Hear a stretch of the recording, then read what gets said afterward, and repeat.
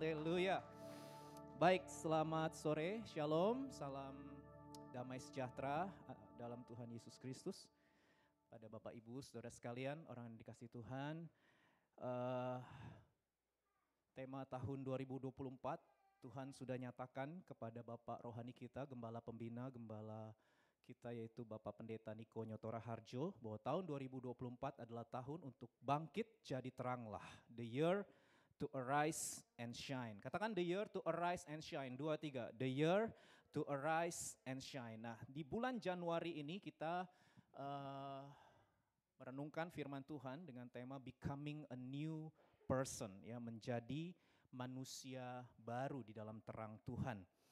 Nah, hari ini saya mau menyampaikan firman Tuhan dengan judul Heart Check Up. Heart check up, saudara ya, tidak bicara mengenai organ jantung, bukan. Tetapi ini adalah bahasa metafora yang Alkitab pakai untuk menyatakan siapa kita yang sebenarnya. Jadi kalau Alkitab pakai istilah hati, itu bukan organ jantung, saudara ya. Tetapi hati yang dimaksud oleh Alkitab itu adalah siapa kita yang sebenarnya. Ya, hati bicara pusat kendali hidup seseorang yang mendorong seseorang untuk mau melakukan sesuatu. Dan dari hati meluap segala sesuatu yang kita lakukan, ya. Yesus bilang dari dalam hati meluap segala perilaku dan perkataan kita. Nah, sekarang kita mau lihat salah satu contoh di Kisah Rasul pasal 8. Kisah Rasul pasal 8 ayat 14 sampai 24, ya. Kisah Rasul pasal 8, saya baca ayat 14, saudara ayat 15, demikian kita saling bergantian. Ketika rasul-rasul di Yerusalem mendengar bahwa tanah Samaria telah menerima firman Allah, mereka mengutus Petrus dan Yohanes ke situ. 15, setibanya di situ, kedua rasul itu berdoa supaya orang-orang Samaria itu beroleh Roh Kudus. Sebab Roh Kudus belum turun di atas seorang pun di antara mereka, karena mereka hanya dibaptis dalam nama Tuhan Yesus. Kemudian keduanya menumpangkan tangan di atas mereka, lalu mereka menerima Roh Kudus. Ketika Simon melihat bahwa pemberian Roh Kudus terjadi oleh karena rasul-rasul itu menumpangkan tangannya, ia menawarkan uang kepada mereka. Serta berkata, berikanlah juga kepadaku kuasa itu, supaya jika aku menumpangkan tanganku di atas seseorang, ia boleh menerima Roh Kudus. Tetapi Petrus berkata kepadanya, binasalah kiranya uangmu itu bersama dengan engkau, karena engkau menyangka bahwa engkau dapat membeli karunia Allah dengan uang. Tidak ada bagian atau hakmu dalam perkara ini, sebab hatimu tidak lurus di hadapan Allah. Jadi bertobatlah dari kejahatanmu ini dan berdoalah kepada Tuhan supaya ia mengampuni niat hatimu ini. Sebab kulihat bahwa hatimu telah seperti empedu yang pahit dan terjerat ke dalam kejahatan. Jawab Simon, hendaklah kamu berdoa untuk aku kepada Tuhan, supaya kepadaku jangan kiranya terjadi segala apa yang telah kamu katakan itu. Amin untuk firman Tuhan. Nah, saudara, saya mau menjelaskan konteks dari kisah ini ya. Jadi nanti saudara bisa baca di rumah Kisah Rasul pasal 8 dari ayat pertama, saudara ya. Jadi kisahnya ini terjadi ketika waktu itu di kota Samaria sedang terjadi kebangunan rohani. Jadi di kota Samaria itu terjadi kegerakan rohani di mana Roh Kudus itu melawat orang-orang di kota Samaria. Saudara bisa lihat itu di ayat-ayat sebelumnya, orang-orang sakit disembuhkan, kemudian orang-orang yang kerasukan setan dilepaskan, lalu Filipus seorang penginjil memberitakan Injil kerajaan Allah, memberitakan Yesus Kristus adalah Mesias, Yesus adalah Tuhan dan Juru Selamat. Dan pada waktu itu dicatat oleh Lukas penulis Kisah Para Rasul bahwa orang-orang Samaria membuka hati untuk bertobat, menerima Yesus Kristus sebagai Tuhan dan Juru Selamat. Lalu mereka memberi diri dibaptis dalam nama Tuhan Yesus. Tapi setelah itu saudara, Lukas ya penulis Kisah Para Rasul ini mencatat bahwa orang-orang Samaria walaupun mereka sudah terima Tuhan Yesus, walaupun mereka sudah memberi diri dibaptis dalam nama Tuhan Yesus, tetapi mereka belum menerima Roh Kudus. Tadi kita lihat ayatnya ya, mereka belum menerima Roh Kudus. Nah, oleh karena itu gereja di Yerusalem, jadi waktu itu saudara harus tahu bahwa kekristenan, ya gereja mula-mula itu lahirnya di kota Yerusalem. Jadi Yerusalem pada waktu itu adalah gereja pusat, gereja induk gitu ya. Kalau kita ini cabang BIC Korea, gereja pusatnya nanti kita akan sampaikan happy anniversary yang ke-29 untuk gereja pusat kita, saudara ya. Selesai ibadah jangan pulang dulu, tetap di kursi karena akan direkam sebentar karena minggu depan mereka akan merayakan ulang tahun yang ke-29, saudara. Gereja di Singapura ya, Bethany Church Singapura itu gereja pusat, BIC Korea ini cabang. Nah sama saudara ya, waktu itu gereja pusat atau gereja induk ya adanya di kota Yerusalem. Itu sebabnya ketika gereja di Yerusalem mendengar bahwa di Samaria itu ada petobat-petobat baru, mereka sudah terima Tuhan Yesus, mereka sudah dibaptis, tapi mereka belum terima Roh Kudus. Itu sebabnya tadi sudah lihat ayatnya, gereja Yerusalem mengutus 2 rasul, saudara ya, yaitu Rasul Petrus dan Rasul Yohanes untuk pergi ke kota Samaria. Untuk apa? Menumpangkan tangan mereka atas orang-orang Samaria. Lalu Alkitab mencatat orang-orang Samaria menerima Roh Kudus. Ya, mereka dipenuhi dengan Roh Kudus, saudara. Nah, yang saya mau saudara perhatikan adalah di ayat 18, saudara ya. Ketika itu ada seorang bernama Simon, ya. Nah, Simon itu melihat ketika Rasul Petrus dan Yohanes menumpangkan tangan atas orang-orang Samaria, lalu orang-orang Samaria menerima Roh Kudus. Simon itu lihat gitu ya. Berarti ada tandanya saudara ya. Dan kita orang Pentakosta percaya bahwa tandanya adalah bahasa roh. Kita percaya bahwa mereka terima Roh Kudus, dipenuhi Roh Kudus, dan mereka berkata-kata dengan bahasa roh. Itu yang kita percaya sebagai insan Pentakosta. Dan itu sebabnya Simon ketika mereka melihat pemberian Roh Kudus terjadi karena penumpangan tangan atas rasul-rasul itu, perhatikan, dia menawarkan uang saudara ya. Nah dalam bahasa Yunaninya lebih tepat bukan menawarkan tapi mempersembahkan uang. Jadi begitu Simon lihat ya Petrus dan Yohanes tumpang tangan, orang-orang Samaria bisa menerima Roh Kudus, lalu dia langsung mempersembahkan uangnya. Jadi dia merelakan uangnya saudara ya, dia rela kehilangan uangnya untuk diberikan kepada rasul-rasul karena dia minta kuasa ya, kuasa penumpangan tangan yang membuat orang-orang bisa menerima Roh Kudus itu diberikan kepadanya. Dikatakan di ayat 19, berikanlah kepadaku kuasa itu supaya aku juga bisa numpangkan tanganku di atas seseorang dan dia boleh menerima Roh Kudus. Saudara, mendengar permintaan Simon tersebut, kita lihat reaksi dari Rasul Petrus. Rasul Petrus memberikan teguran yang keras kepada Simon, saudara. Ini menurut saya menarik ya, dan hari ini kita mau belajar 2 teguran Rasul Petrus ya. Berarti Simon itu melakukan kesalahan, begitu. Sehingga Rasul Petrus menegurnya, betul ya? Kalau tidak salah kan gak mungkin ditegur, saudara. Dan tegurannya ini adalah menurut saya teguran yang keras. Dan menurut saya ini perlu kita renungkan, karena apa yang diminta oleh Simon secara kasat mata, secara lahiriah, sebetulnya itu kan sesuatu yang baik ya. Dia itu mau orang-orang terima Roh Kudus. Bagus gak sih kalau orang-orang terima Roh Kudus? Halo? Bagus gak sih saudara? Bagus. Sebenarnya permintaan Simon itu kan bagus ya, baik menurut saya. Karena dia itu mintanya supaya diberikan kuasa, supaya kalau dia numpangkan tangan atas orang, orang terima Roh Kudus. Baik gak? Melayani kan berarti ya, melayani orang ya. Baik kan saudara? Bahkan dia itu relakan uang loh. Jadi dia rela mempersembahkan uang untuk pelayanan menurut saya. Supaya orang-orang bisa menerima Roh Kudus tuh dia kasih uang. Bagus gak? Berkorban dalam pelayanan bagus gak saudara? Halo? Bagus. Tetapi apa yang kelihatan baik, apa yang kelihatan bagus di mata manusia, ternyata belum tentu di mata Tuhan. Karena Petrus tegur Simon, saudara. Dan hari ini kita mau belajar supaya kita jangan sampai jatuh pada kesalahan yang sama seperti yang dilakukan oleh Simon. Ya, jangan sampai kita berpikir kita itu sedang melakukan perbuatan baik, kita sedang melakukan kebaikan, kita melakukan sesuatu yang bagus, tapi ternyata itu tidak di mata Tuhan. Itu sebabnya hari ini mari kita cek hati kita, makanya judul khotbahnya Heart Check Up, saudara ya. Mari kita lihat apa kesalahan Simon, saudara ya, sehingga Rasul Petrus menegurnya dengan keras. Kesalahan yang pertama adalah Simon tidak memahami kasih karunia Allah. Simon tidak memahami kasih karunia Allah. Itu adalah kesalahan pertama. Kita lihat ayat 20. Tetapi Petrus berkata kepadanya, binasalah kiranya uangmu itu bersama dengan engkau. Perhatikan ya.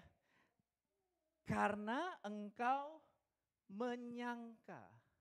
Ini kata penting saudara ya. Bahwa engkau dapat membeli karunia Allah dengan uang. Nah saudara, kata menyangka itu artinya konsep berpikir. Jadi Simon itu punya konsep berpikir, punya cara berpikir, punya perspektif. Perspektif itu cara pandang. Ya.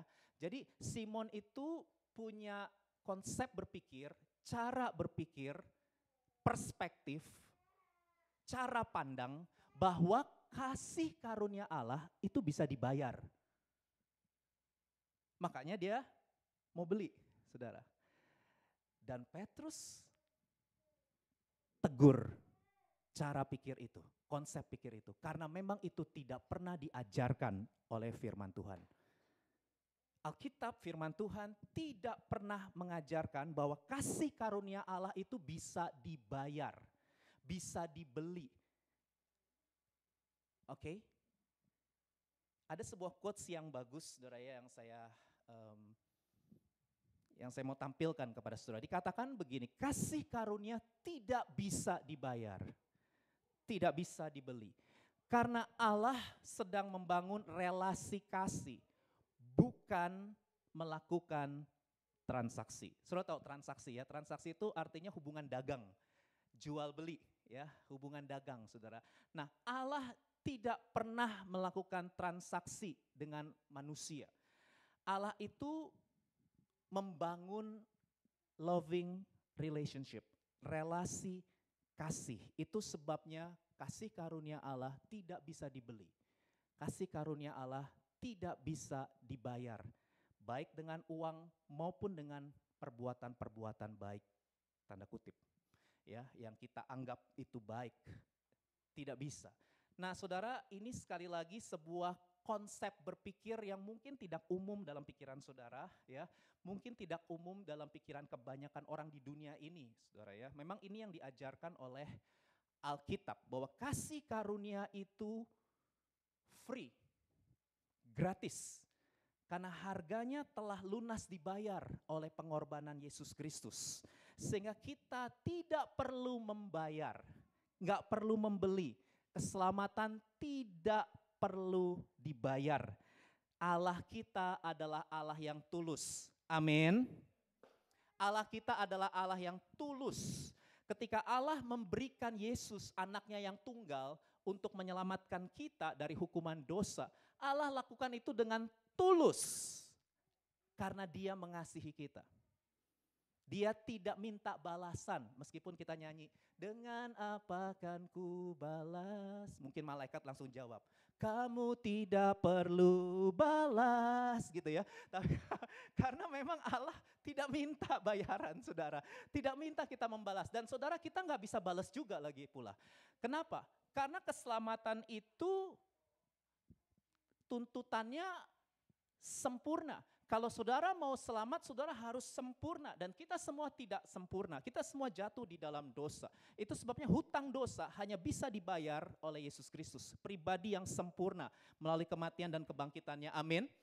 Jadi keselamatan kita itu bukan pinjaman yang saudara harus bayar kepada Allah gitu ya. Saudara udah gak punya utang lagi dengan Allah karena hutangmu telah lunas dibayar oleh Yesus Kristus. Amin. Dan Allah memberikan keselamatan secara tulus. Dia tidak minta saudara untuk membalasnya. Itu sebabnya ketika kita berdoa, kita melayani, kita berbuat baik, kita memberikan persembahan, kita melakukan firman Tuhan, itu semua kita lakukan sebagai ucapan syukur, bukan membalas. Tapi itu sebagai ucapan syukur. Karena begitu besar kasih Allah kepada setiap kita. Jadi ketika kita memberi diri kita, kita melakukan firman Tuhan, kita taat padanya, kita hidup suci, hidup kudus, hidup benar, itu bukan untuk membayar. Karena Allah sudah memberikannya secara cuma-cuma melalui pengorbanan Yesus Kristus. Dan sebagai ucapan syukur karena kita digerakkan oleh kasih-Nya yang besar itu sebabnya kita memberi hidup kita. Kita memberi yang terbaik buat Tuhan yang sudah lebih dulu mengasihi kita. Amin, saudara. Jadi semua yang kita lakukan itu adalah ucapan syukur kita kepada Tuhan. Karena kasih Tuhan kepada kita itu adalah kasih yang sempurna. Saya sudah pernah khotbahkan beberapa waktu yang lalu. Sempurna itu artinya kasih Tuhan tidak bisa bertambah dan tidak bisa berkurang. Tidak ada kebaikan yang kita lakukan yang bisa membuat Tuhan tambah mengasihi kita. Dan tidak ada dosa yang membuat Tuhan bisa kurang mengasihi kita. Tuhan tidak pernah bertambah dan berkurang mengasihi kita. Tuhan selalu mengasihi kita selama-lamanya. Amin, saudara. Yang bisa bertambah dan berkurang bukan kasih Tuhan kepada kita. Yang bisa bertambah dan berkurang itu kasih kita kepada Tuhan. Yang bisa naik turun itu bukan kasih Tuhan. Tuhan selalu naik, kasih-Nya itu mengasihi saudara selama-lamanya. Amin, saudara. Tetapi yang bisa naik turun itu adalah kasih kita kepada Tuhan. Yang bisa bertambah atau berkurang itu adalah kasih kita kepada Tuhan. Itu sebabnya ketika kita berdoa, ketika kita datang setiap minggu ke gereja, saya tahu beberapa dari saudara jauh ini tempatnya, ada yang 2 jam ya, tapi saudara tetap datang tiap minggu ke sini. Saudara berdoa setiap hari, saudara baca firman Tuhan setiap hari, saudara melakukan firman Tuhan, saudara melakukan kebaikan, saudara melayani dan lain sebagainya. Itu bukan supaya Tuhan tambah mengasihi kita, tapi kita yang tambah mengasihi Tuhan. Amin. Karena Tuhan selalu mengasihi kita, tapi kitanya, ya ketika kita berdoa itu karena kita yang mengasihi Tuhan. Ketika kita datang ke gereja setiap minggu, kita nggak menjauhkan diri dari pertemuan-pertemuan ibadah, ikut komunitas, di BIC ada komunitas ya, hari Rabu, hari Selasa. Itu karena kita yang tambah mengasihi Tuhan. Kitanya yang semakin kenal kasih Tuhan, makin dalam mengenal, menghayati, menghidupi kasih Tuhan. Itu sebabnya kita mau memberikan hidup kita yang terbaik buat Tuhan. Nah ini saudara yang diajarkan oleh Alkitab. Ini yang diajarkan oleh firman Tuhan. Bahwa kasih karunia tidak bisa dibayar. Saudara ada sebuah quotes berkata gini, kita tidak akan mengejar apa yang ditawarkan oleh dunia. Apabila kita menyadari sekaligus mengalami bahwa Kristus adalah kasih karunia Allah yang terbesar bagi kita. Saya sering katakan ini, Kristus itu kasih karunia Allah yang terbesar karena Dia telah mengalahkan persoalan kita yang terbesar, yaitu dosa. Dan Dia telah mengalahkan ketakutan kita yang terbesar, yaitu kematian kekal. Your greatest problem has been solved on the cross, and your greatest fear has been conquered in the empty tomb. Itu sebabnya Kristus adalah anugerah, hanya Yesus kau anugerah terbesar. Tahu lagu itu nggak, Saudara GPCC? Ku angkat hatiku, tinggikan namamu, karena Yesus kau anugerah terbesar. Jadi Yesuslah kasih karunia, Yesuslah bukti dari kasih Allah yang terbesar. Ya, Yohanes 3:16, karena begitu besar kasih Allah akan dunia ini sehingga Dia mengaruniakan kekayaan. Halo? Karena begitu besar kasih Allah sehingga Dia mengaruniakan pasangan hidup. Halo? Enggak, saudara ya. Karena begitu besar kasih Allah sehingga Dia mengaruniakan anaknya yang tunggal. Christ is enough. Kasih Allahku sungguh telah terbukti. Lanjut. Ketika Dia serahkan anaknya. Enggak salah saudara kita minta kesembuhan ya, sakit minta sembuh, enggak salah. Enggak salah minta kesuksesan, gagal minta sukses, enggak salah. Enggak salah juga minta kekayaan materi ya, miskin jadi kaya secara materi, enggak salah saudara ya. Tapi semua itu bukan bukti kasih Allah yang terbesar. Bukti kasih Allah yang terbesar itu adalah kematian pengorbanan Yesus Kristus buat hidup kita. Sehingga kita yang seharusnya binasa, kita beroleh hidup yang kekal. Amin, saudara. Dan ini kebenaran akan membebaskan saudara dari kekecewaan. Ada banyak orang Kristen mengalami kekecewaan di hati karena mereka minta jodoh misalnya. Minta pasangan hidup Tuhan. Bukan di sini ya, bukan. Tuhan, kalau Engkau benar-benar mengasihi aku, kirimkanlah kekasih yang baik hati. Ya aduh, ya saudara, Tuhan kirimkanlah. Kok sampai sekarang gak datang-datang ini yang baik hati itu saudara ya. Mungkin ada di antara, bukan di sini sekali lagi ya. Kalau di sini semua Christ is enough. Tapi mungkin di luar sana ada orang-orang yang Tuhan, kalau Engkau benar-benar mengasihi aku, berkatilah keuangan aku berlipat-lipat kali ganda. Dan ketika itu tidak terjadi, Tuhan, apakah Engkau benar-benar mengasihi aku? Kenapa seperti ini? Jodoh belum datang-datang. Misalnya contoh ya. Kenapa seperti ini? Kok keuanganku enggak semakmur tetangga sebelah? Kita kan selalu melihatnya tetangga sebelah dulu ya. Dan rumput tetangga selalu terlihat lebih hijau. Dan kita gak pernah puas, gak pernah bersyukur dengan hidup ini. Karena kita selalu lihat yang di atas terus ya. Kita selalu membanding-bandingkan. Padahal ucapan syukur kan kemarin Rivaldo udah bagus banget sharing ya. Ucapan syukur itu bukan kita ngelihat orang gitu ya. Tapi mengucap syukur itu karena kita melihat dan memandang Tuhan dan perbuatannya, amin.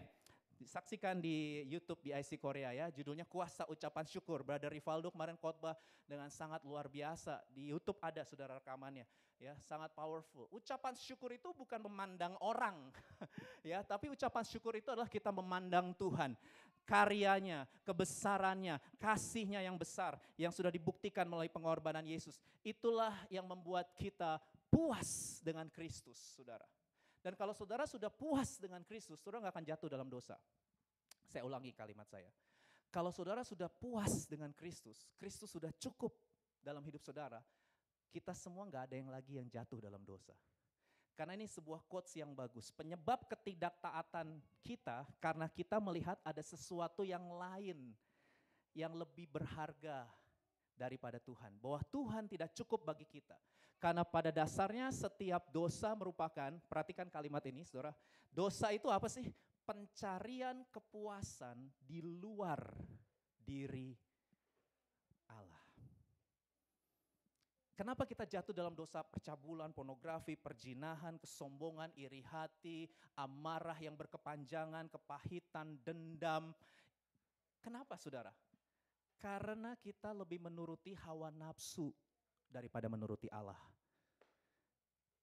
Karena Allah belum menjadi satu-satunya kepuasan kita. Kita mau cari yang lain yang memuaskan kita. Itu sebabnya kita bisa terjebak dalam keserakahan, kita bisa terjebak dalam cinta uang, kita bisa terjebak dengan berbagai macam jerat dunia yang gak pernah bisa memuaskan kita. Kalau saudara gak pernah merasa cukup dengan Yesus, saudara gak akan pernah merasa cukup dengan apapun juga yang ada di dunia ini. Itu semua tipu muslihat aja. Dunia selalu mengentertain kita. Lagi, craving more. Lagi. Dan kita ikutin dunia. Padahal itu semua tipuan. Karena sampai masuk ke liang kubur, kita gak pernah puas dengan hidup ini. Karena jiwa kita yang kosong hanya bisa diisi oleh Sang Pencipta. Gak bisa diisi oleh ciptaan. Saudara kalau ngikutin entertainmentnya dunia yang terus memborbadir saudara untuk tidak pernah puas, tidak pernah cukup, tidak pernah bersyukur dalam hidup ini, saudara gak akan pernah bahagia. Dan ini bicara soal konsep berpikir internal ya. Ini bicara soal cara berpikir. Ini bicara soal cara pandang saudara tentang segala sesuatu yang ada di dunia ini. Dan saya berdoa supaya kita semua dibebaskan dari belenggu dosa. Gimana caranya? Kita mau berkata Christ is enough. Biar semua yang kulakukan, aku bekerja, aku berbisnis, aku kuliah, aku pacaran, aku berkeluarga, aku menikah, punya anak, dan lain sebagainya. Semuanya itu kulakukan untuk memuliakan dan menikmati Kristus dalam kehidupanku. Amin, saudara. Itu akan membuat saudara bebas dari semua belenggu dosa. Yang kedua, saudara, kita mau lihat. Agak lama saya akan bahas di poin nomor 2 ini. Kesalahan kedua dari Simon adalah dia tidak menganalisa kondisi hatinya, saudara. Nah, oke, yuk kita lihat. Beberapa kalimat dari Rasul Petrus. Hatimu tidak lurus, niat hatimu empedu pahit, terjerat dalam kejahatan. Diulang-ulang oleh Rasul Petrus tentang hati. Nah, saudara, kalau saudara lihat ayat-ayat sebelumnya, siapa sih Simon itu ya? Oke, kita kenalan dulu ya. Ini bukan Simon Petrus, orang yang negur Petrus, bukan. Ini memang di Israel tuh banyak nama-nama yang sama ya. Kayak saya nih Dedi, banyak tuh orang Indonesia namanya Dedi ya. Nah, nama Simon itu juga di Israel banyak, saudara. Ini bukan Simon Petrus, tapi ini Simon sang penyihir. Jadi kalau sudah lihat ayat-ayat sebelumnya, siapa sih Simon itu? Kita harus tahu profilnya dia, saudara ya. Supaya kita ngerti kondisi hati dia sebelum percaya Yesus. Karena dia percaya sih, dia percaya Yesus, saudara. Dia dibaptis. Si Simon penyihir ini percaya Yesus, dibaptis. Tapi kita pengen tahu dulu nih, latar belakang dia sebelum dia percaya Yesus, sebelum dia dibaptis. Kayak gimana sih kondisi hatinya dia gitu ya, saudara ya. Oke, saya akan baca ayat 9. Seseorang yang bernama Simon telah sejak dahulu, perhatikan ini profilnya dia ya, melakukan sihir di kota Samaria, di kota itu. Dan dia mentakjubkan rakyat Samaria. Jadi orang Samaria itu kalau dengar kata Simon, langsung Simon gitu. Karena dia itu punya kuasa sihir, saudara ya. Jadi ini penyihir, saudara. Jadi orang-orang Samaria itu takjub, gitu. Sehingga Simon itu lihat nih saudara ya, berlaga-laga ia seseorang yang sangat penting. Sebenarnya penting gak apa-apa, kita semua ingin jadi orang yang penting. Karena ada sense of significance dalam diri kita, itu tidak dosa. Kita semua butuh dihargai, halo semua? Semua butuh dihargai, diperhatikan, dicintai, dihormati, halo amin? Amin, ya kan? Tapi kalau sudah sangat, nah overdosis. Ya, kita kalau udah pakai kata sangat itu sudah mulai overdosis. Jadi sebenarnya kita semua pingin merasa diri penting. Makanya saya selalu ngajarkan sama jemaat BIC ya, belajarlah menghormati orang dengan 3 kata ya. Belajarlah respect sama orang, menghormati orang dengan please, kata please, sorry, and thank you. Ini 3 kata kalau kita mau belajar punya long relationship dengan orang lain, saudara harus terbiasa dengan kata please, sorry, and thank you. Dan kalau ketemu orang, senyum, sapa, salam kalau perlu ya. Kalau enggak ya udah senyum dan sapa ya. Karena semua orang itu punya kebutuhan eksistensial. Kita semua butuh pengakuan, kita semua butuh penerimaan, kita butuh dihargai, kita butuh dihormati, dan itu tidak dosa. Itu wajar.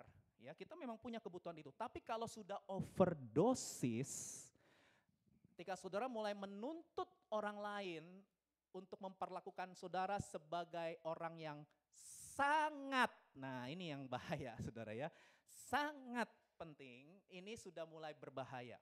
Lalu ayat 10, perhatikan kenapa Simon bisa sampai keluarin duitnya untuk minta kuasa Roh Kudus itu ya. Semua orang besar kecil mengikuti dia. Jadi bayangkan ini followernya Simon kalau dia punya Instagram saudara ya. Kan kita selalu matter banget soal follower ya. Aduh follower gue gak naik-naik gitu. Bahkan sampai ada orang beli follower demi sebuah kebanggaan eksistensinya. Lihat nih ya, padahal enggak banyak followernya. Tapi wah dia beli saudara ya.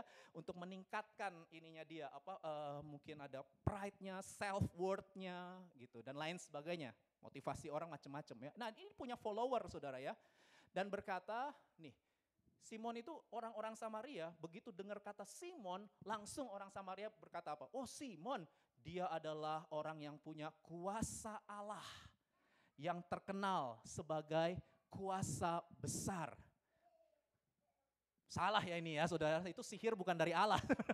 Tapi orang-orang mikirnya, wah dia punya the power of God ya. Padahal bukan saudara ya. Tapi Simon suka di-entertain begitu ya. Dia sangat menikmati ketika orang-orang tuh memuja-muja dia. Ya dia tuh sangat menikmati ketika, karena memang dia lapar dan haus akan pengakuan orang. Dia tuh lapar, haus akan pujian orang saudara. Over dia, sudah mulai over. Ya, dia mau jadi orang yang sangat penting. Dan mereka mengikutinya karena sudah lama ia diulangin lagi saudara ya. Mentakjubkan mereka oleh perbuatan sihirnya. Nah tetapi sekarang mereka percaya kepada Filipus yang memberitakan Injil dan Yesus Kristus dan dibaptis. Dan Simon, ayat 13. Simon juga percaya dan dibaptis. Dan dia juga takjub ketika dia lihat rasul-rasul bisa melakukan tanda-tanda dan mujizat. Oke, dari kalimat yang saya udah mulai tadi yang saya kasih poin saudara ya, saudara udah bisa nangkep nih kira-kira profilnya Simon seperti apa? Bagaimana kondisi hatinya? Halo, udah bisa mulai? Nangkep saudara ya? Iya. Nah dari sini kita mulai bisa memahami siapa dia yang sebenarnya saudara. Ketika dia mendengar ada kegerakan rohani, kan dia udah percaya Yesus nih, udah dibaptis. Dan dia mendengar, wah terjadi kegerakan rohani, Roh Kudus melawat orang-orang Samaria. Itu sebabnya karena hatinya dia lapar dan haus akan pengakuan orang, akan pujian orang. Itu sebabnya dia berpikir, wah ini sekarang yang lagi ngetren tumpang tangan Roh Kudus turun. Jadi gue gak pakai sihir lagi deh. Ya, soalnya sihir itu udah cara lama gitu, mungkin gak laku gitu, mungkin ya. Jadi gue mau pakai cara lain gitu. Ini ada cara baru nih, tumpang tangan terima Roh Kudus. Widih, keren. Nah ngerti gak saudara? Jadi dia itu mau coba menggunakan cara baru terhadap manusia lamanya. Sebenarnya dia gak pernah baru. Manusia lamanya gak pernah hilang saudara ya. Manusia lama dia yang lapar dan haus akan puji-pujian orang itu gak hilang ketika dia percaya Yesus dan memberi diri baptis. Masih tetap ada manusia lamanya. Kita lagi ngomongin tentang manusia baru ya saudara ya, bulan Januari ini. Supaya saudara ngerti nih perbandingannya manusia baru, manusia lama. Jadi dia akhirnya relakan duit saudara. Dia keluarkan uang demi mendapatkan apa yang paling dia cintai. Demi mendapatkan apa yang paling berharga dalam hidupnya. Demi mendapatkan apa yang paling penting dalam hidupnya. Dan apa yang paling berharga buat hidup Simon? Halo? Sampai dia relakan uangnya. Apa yang paling dia cintai? Sampai dia relakan uangnya, saudara. Halo? Pengakuan orang. Jadi pengakuan orang itu sudah menjadi segala-galanya buat dia. Nah ini yang jadi problem. Pengakuan dan pujian dari orang-orang itu sudah menjadi Tuhan yang menggeser keberhargaan Yesus. Bukan lagi Yesus yang paling berharga, tapi pengakuan orang. Dari sini kita bisa melihat hati Simon tidak pernah berubah, sekalipun sudah dibaptis. Jadi saudara jangan pikir orang dibaptis pasti manusia baru.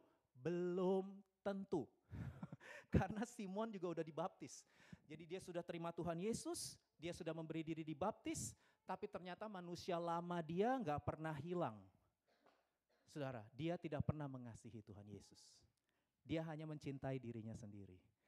Kalau dia memberikan uang, itu bukan karena dia mau berkorban dalam pelayanan. Karena pelayanan itu bukan memberi diri, tapi aktualisasi diri. Nangkep gak? Beda loh, pelayanan memberi diri dengan aktualisasi diri beda. Kalau pelayanan memberi diri, itu tanpa pamrih. Meskipun mungkin responnya orang-orang yang kita layani tidak sesuai ekspektasi kita tetap melayani, gak kecewa. Tapi kalau pelayanan itu aktualisasi diri, ketika orang yang kita layani, responnya gak sesuai yang kita inginkan, kita akan kecewa dengan pelayanan. Dan banyak orang Kristen kecewa dengan pelayanan. Karena motivasinya bukan memberi diri, tapi aktualisasi diri. Ini agak dalam sih khotbahnya kali ini, lebih levelnya memang bukan untuk orang-orang yang baru-baru ya, tapi ya karena ini memang udah mulai. Karena apa yang dilakukan oleh Simon ini saudara, ini menurut saya memang wow. Makanya kita ini termasuk saya, karena saya kan juga ada di pelayanan saudara ya. Jadi saya juga terus harus mendiagnosa, menganalisa hati saya. Jadi saya khotbah ini juga buat diri saya sendiri. Karena kan saya ada di ministry. Saya tuh selalu harus mempertanyakan, Dad, lu tuh melayani memberi diri atau aktualisasi diri? Karena ada waktu-waktu di mana saya harus mengakui kepada saudara. Jujur saya harus mengakui. Jadi saya juga ada rasa-rasa kecewa gitu ya. Kenapa? Karena respon orang kok seperti ini gitu ya. Kenapa responnya gak sesuai keinginan, gak sesuai ekspektasi dan lain sebagainya. Tapi saya kembali lagi, terus selidiki aku.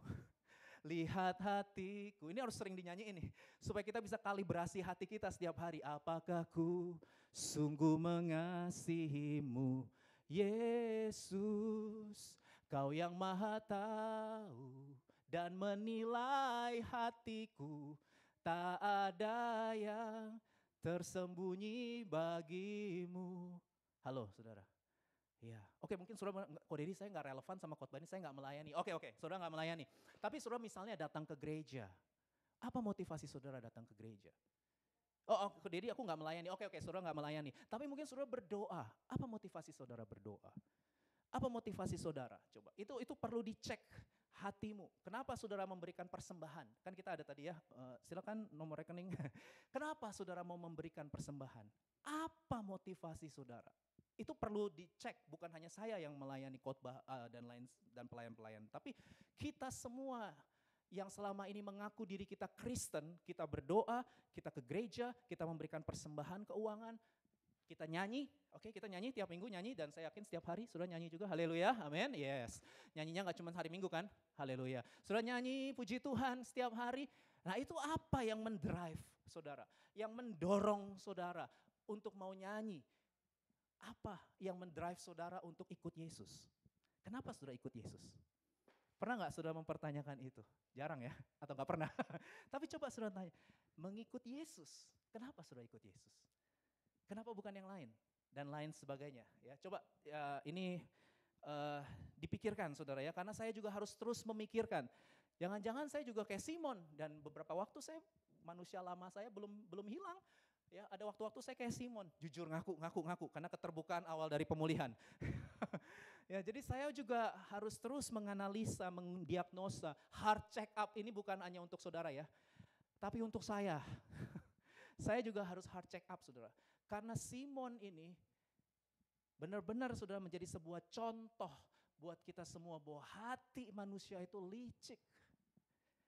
Hati manusia itu licik saudara. Di balik perbuatan baik yang kita lakukan, itu selalu ada motivasi, ada udang, peribahasa bahasa Indonesia itu apa? Ada udang di balik, ya, saudara, di balik semua perilaku orang, ya, dan lain sebagainya, itu ada yang mendrive mereka, saudara ya. Jadi kalau ada orang manis bibir sama saudara, aduh kamu cantik sekali ya, aduh kamu ini sering traktir saudara, saudara jangan langsung percaya bahwa dia tulus, ya, apa adanya. Hati-hati saudara, jangan langsung percaya. Apalagi kalau tiba-tiba dia jadi baik sama saudara ya, dan itu lawan jenis misalnya ya. Saudara itu udah pasti langsung ngerti kan sinyalnya, teng, ya, arahnya kemana. Ya kalau saudara suka silahkan lanjutkan. Ya tetapi biasanya tuh ada something di balik perbuatan baik kita. Ada something di balik manis bibir kita. Ada something, orang-orang marketing ngerti lah maksud saya kan. Ya, kita mau prospek orang, saya dulu pernah ikut MLM, kita kan mau prospek orang, ya jadinya gimana caranya, ya kan, ya jadi kita harus nice lah, manis bibir dan lain sebagainya. Nggak salah loh saudara manis bibir dan lain sebagainya, cuman maksud saya kalau misalnya orang itu menolak, ya saudara jangan langsung bye-bye gitu ya, jangan gitulah, transaksional banget sih, ya saudara tetap harus bangun hubungan lah dengan orang itu. Halo, amin saudara? Enggak ada yang amin. Ya, oke, ya tetap bangun hubungan yang baik maksud saya. Oke lah, bukan teman dekat nggak apa-apa, tapi tetaplah bangun hubungan yang baik. Maksudnya jangan langsung dimusuhin dan lain sebagainya, saudara ya. Tetap bangun hubungan yang baik. Oke, lanjut. Jadi dari sini kita bisa belajar kenapa Simon ditegur oleh Rasul Petrus. Sudah lihat teguran Rasul Petrus di ayat 22, Rasul Petrus bilang begini, bertobatlah hai Simon dari kejahatanmu dan berdoalah kepada Tuhan supaya ia mengampuni apa saudara? Niat hatimu. Oke, penting. Dari satu ayat ini saudara, kita lihat ada 3 kata penting. Yang pertama, bertobat. Yang kedua, berdoa. Yang ketiga, mengampuni. Repent, pray, and forgive. Ya, ini 3 kata penting saudara, yang tidak terpisahkan. Jadi pengampunan tidak terpisahkan dari pertobatan. Pertobatan tidak terpisahkan dari doa. Doa itu artinya bersandar pada kasih karunia Tuhan. Ya, doa itu, saudara tahu ya, berdoa buat orang Kristen itu bukan jampi-jampi, saudara ya. Ya, kalau yang lain mungkin doa itu sekedar ritual atau jampi-jampi ya. Tapi kalau kekristenan enggak, doa bukan jampi-jampi ritual seremonial untuk memuaskan keinginan kita, bukan. Tapi doa yang diajarkan oleh firman Tuhan itu adalah kebergantungan kepada Tuhan. Doa itu artinya kita bergantung kepada Tuhan, bersandar pada Tuhan, mengandalkan Tuhan. Itu artinya doa dalam kekristenan. Jadi ketika kita berdoa itu berarti kita sedang mengungkapkan bahwa aku gak mampu tanpa kasih karuniamu. Untuk itu aku berdoa setiap hari, datang terus sama Tuhan tiap hari. Karena kita sadar bahwa kita ini lemah, kita ini rapuh. Halo, amin saudara. Dalam kelemahan kuasa Tuhan menjadi sempurna. Itu sebabnya ini 3 kata kunci yang penting. Pengampunan tidak terpisahkan dari pertobatan. Demikian pula pertobatan tidak terpisahkan dari doa, dari persandaran pada kasih karunia Tuhan. Nah, ini ada sebuah quotes yang bagus saudara ya, yang berkata begini, pengampunan yang dipisahkan dari pertobatan itu akan melahirkan anugerah yang murahan. Pak Niko beberapa waktu yang lalu nggak sebut anugerah murahan tapi hyper grace. Pak Niko cukup sering bicara tentang hyper grace, overdosis anugerah. Tapi menurut saya itu cheap grace ya. Anugerah yang murahan. Maksudnya apa sih Ko Dedi? Maksudnya begini saudara, ada orang-orang Kristen yang punya pikiran begini. Oh Tuhan Yesus itu kan baik ya kan. Dosa masa lalu, masa sekarang, masa yang akan datang sudah diampuni semua sempurna di atas kayu salib. Haleluya. Kita diterima bukan karena perbuatan baik kita diterima karena pengorbanan Yesus Kristus. Haleluya. Oleh karena itu mari kita berbuat dosa karena sudah diampuni. Masa lalu, masa sekarang, dan masa yang akan datang. Ada orang-orang Kristen berpikir begitu? Banyak. Yaitu sebutannya hyper grace. Tapi menurut saya cheap grace itu, anugerah murahan. Yaitu anugerah hyper berarti overdosis. Itu gak pernah diajarkan oleh Alkitab. Halo? Itu sesat. Ketika saudara berpikir bahwa pengorbanan Kristus sempurna, menyelesaikan dosa masa lalu, masa sekarang, masa yang akan datang, itu sebabnya kita bisa seenaknya berbuat dosa. Itu sesat, saudara. Itu enggak pernah diajarkan oleh firman Tuhan. Ya. Yang firman Tuhan ajarkan adalah pengampunan selalu berhubungan dengan pertobatan. Kalau saudara terima pengampunan Tuhan, pasti saudara enggak mau mendukakan hati Tuhan. Saya ulangi. Kalau saudara benar-benar terima pengampunan Tuhan, betul dosa kita masa lalu, masa sekarang, masa yang akan datang itu diampuni, itu betul. Tapi itu gak akan membuat kita hidup seenaknya berbuat dosa. Kenapa? Karena dosa itu mendukakan hati Tuhan. Kalau saudara betul-betul mengalami pengampunan Tuhan, saudara gak akan mau dukakan hati Tuhan. Tak mau, gimana lagunya tuh? Di dunia ini lagi tak ingin kompromi, tak ingin lakukan hal yang dapat dukakan hatimu. Kita gak akan mau melakukan hal-hal yang mendukakan hati Tuhan. Itu sebabnya pengampunan harus berhubungan dengan repent, harus berhubungan dengan pertobatan. Kalau enggak akan melahirkan anugerah yang murahan. Sebaliknya pertobatan tanpa persandaran pada kasih karunia, itu juga hanya akan memuaskan ego manusia. Ini maksudnya apa? Ini adalah orang-orang yang punya self-righteousness dalam hatinya, saudara ya. Orang-orang alim, orang-orang baik, saudara ya. Orang-orang saleh, ya. Orang-orang yang image-nya itu rohani, ya, dan lain sebagainya. Itu juga harus hati-hati. Ya, kenapa? Karena bisa jadi kita mengaku bertobat, ya, aduh aku harus lebih baik lagi nih dari hari ini, kan kita sering ngomong gitu ya kalau tahun baru ya. Tahun 2024 harus lebih baik dari tahun 2023 dan tahun 2025 harus lebih baik dari tahun 2024. Halo, betul ya? Kita kan kalau ditanya resolusi, orang-orang secara umum pasti ngomongnya gini, resolusi tahun baru, aku harus lebih baik dari hari ini harus lebih baik dari kemarin dan hari esok harus lebih baik dari hari ini. Itu bagus nggak? Bagus. Tapi hati-hati dengan kalimat aku harus lebih baik. Hati-hati dengan kalimat aku harus lebih baik. Hati-hati. Karena bisa jadi saudara bilang aku harus lebih baik, aku harus bertobat. Tapi bisa jadi kalimat itu hanya untuk memuaskan hawa nafsu ego saudara. Supaya orang-orang memuji saudara sebagai orang yang baik. Supaya orang-orang mengakui saudara sebagai orang yang rohani. Hati-hati saudara. Persis kayak Simon. Kelihatannya rohani, dia melayani, berkorban dalam pelayanan. Kelihatannya dia bertobat, dia kasih uang supaya orang terima kuasa Roh Kudus. Kelihatannya dia bertobat, tapi dia tidak pernah bersandar pada kasih karunia Tuhan. Karena dia gak pernah mencintai Tuhan Yesus.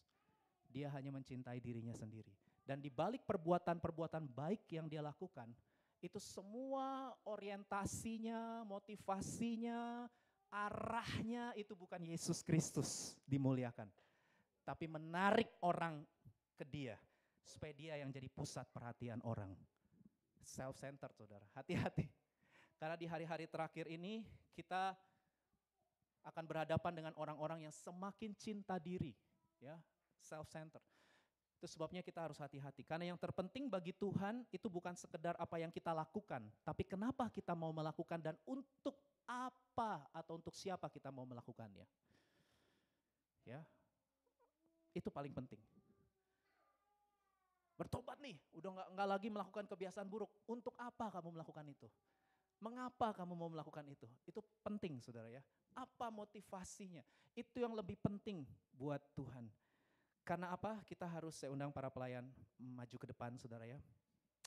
Kita harus jaga terus hati kita seperti gitar saudara. Gitar itu saudara kalau terus dimainin lama-lama itu bisa fals. Apanya sih Jose? Jadi harus di stem. Stem. Ya, gitar itu, soalnya saya punya gitar juga di rumah, saya main aja, kalau terus tiap hari saya mainin, lama-lama itu si senarnya itu tuh bisa nggak tepat, ya betul ya Jasian ya, senar gitar itu jadi nggak tepat, suaranya mulai aneh nih, kunci G tapi kok G-nya kayak rada fals, yang ngerti musik ya, itu nggak tepat itu. Maka apa yang harus saya lakukan? Ini yang Josian juga sering lakukan. Itu sudah ada aplikasinya di handphonenya. Harus stem itu supaya senarnya itu yang udah mulai miring-miring, yang udah mulai ngawur-ngawur itu kembali lagi ke posisinya supaya tepat lagi. Jika dijreng, nah itu enak tuh kayak Josian tuh dia lagi stem tuh. Set ya, digini nama dia, cek ya, itu lagi stem. Supaya apa Jose? Supaya tepat sehingga kita enak gitu loh denger dia, karena nggak fals gitu ya. Gitar doang ya, kalau keyboard nggak ya? Iya gitar, saudara ya. Nah, saudara, saya langsung teringat hati kita itu setiap hari juga harus di stem, saudara. Karena hati manusia itu licik, Alkitab udah bilang licik, saudara, licik. Itu sebabnya kita harus terus mendiagnosa kondisi hati kita. Ya, kita harus tanya sama Tuhan. Tuhan, selidiki aku, ujilah aku, kenalilah hatiku. Orang lain gak ada yang tahu sih Tuhan. Hati mana ada yang tahu orang lain, ya. Tapi saudara tahu, Tuhan tahu, ya. Dan mari kita belajar untuk rendah hati. Gimana caranya? Banyak masuk hadirat Tuhan, saudara. Ini pesan juga dari Pak Niko ya, sepanjang tahun 2024. Banyak masuk dalam hadirat Tuhan, banyak masuk dalam doa, pujian, penyembahan. Dengerin lagu-lagu rohani, saudara. Kalau saudara butuh 24 jam doa, pujian, penyembahan, minta sama saya linknya. Kita punya Azusa Prayer Tower, 24 jam itu ada orang yang berdoa, memuji, menyembah Tuhan. Kita bisa masuk dalam Zoom, itu 24 jam. Jadi ketika pikiran udah mulai ngawur-ngawur, ya saudara bisa setel lagu rohani atau ikut Azusa Prayer Tower itu. Saudara ya, jadi berbagai bangsa, banyak kan Indonesia, mereka menaikkan doa pujian penyembahan selama 24 jam gak berhenti-berhenti. Kita masuk aja Zoomnya sejam, 1,5 jam, atau mungkin setengah jam juga gak apa-apa. Ya, masuk, saudara harus banyak masuk hadirat Tuhan. Jangan sendirian, ikut cool. Kita punya cool hari Selasa, kita punya cool hari Rabu. Harus ngobrol sama orang-orang rohani, saudara ya. Harus ngobrol sama orang-orang yang punya kerinduan mengasihi Tuhan, ya. Ikut cool, itu juga menyetem hati. Dengan kita punya komunitas, hati kita tuh di stem supaya nggak miring-miring. Supaya hati kita kembali Jesus at the center of it all. Itu Jesus at the center tuh harus di stem terus. Karena kita pengennya yang lain, nggak mau Yesus. Kita selalu pengennya yang lain, kita nggak puas sama Yesus. Itu sebabnya banyak masuk hadirat Tuhan. Supaya cintamu sama Tuhan lagi berkobar-kobar. Jangan biarkan apimu padam. Ikut cool, ikut Sunday service. Melayanilah di BIC, saudara ya. Di BIC kita punya doa pelayan hari Sabtu, saudara. Jadi mulai kondisikan hadirat Tuhan itu senantiasa ada. Saat teduh tiap hari, saudara. 15, 20 menit, 30 menit baca Alkitab, berdoa tiap hari. Dengerin lagu-lagu rohani, ya. Saya kemarin naik mobil, minggu lalu ikut mobilnya Adi sudah punya lagu-lagu rohani, dengar Hillsong ya. Itu bagus banget gitu ya. Jadi sementara saudara lagi nyetir, saudara lagi di bus, saudara bisa pakai headset, saudara dengerinlah lagu-lagu rohani yang diurapi Tuhan. Saudara dengerin, karena itu akan bangun supaya hati kita tepat. Supaya kita kembali cinta Tuhan, ingat Tuhan, ya, ngalamin Tuhan gitu ya. Sehingga ketika ada godaan untuk godaan macam-macam lah ya godaan di dunia ini saudara ya. Saudara bisa tetap stand firm ya. Saudara tadi seperti lagu tadi, tidak tergoncangkan ya. Kenapa kita bisa tidak tergoncangkan?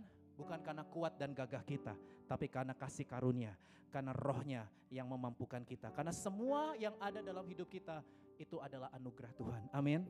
Sehingga kita bisa berkata mengikut Yesus itu adalah kesukaan hatiku.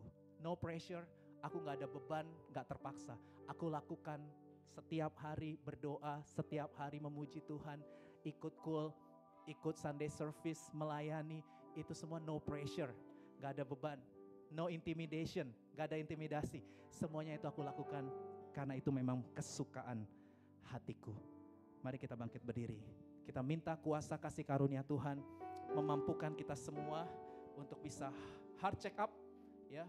Yang pertama memahami kasih karunia Allah, dan yang kedua menganalisa kondisi hati. Because you are what you love. Saudara adalah apa yang saudara cintai. Mari datang merendahkan hati di hadapan Tuhan.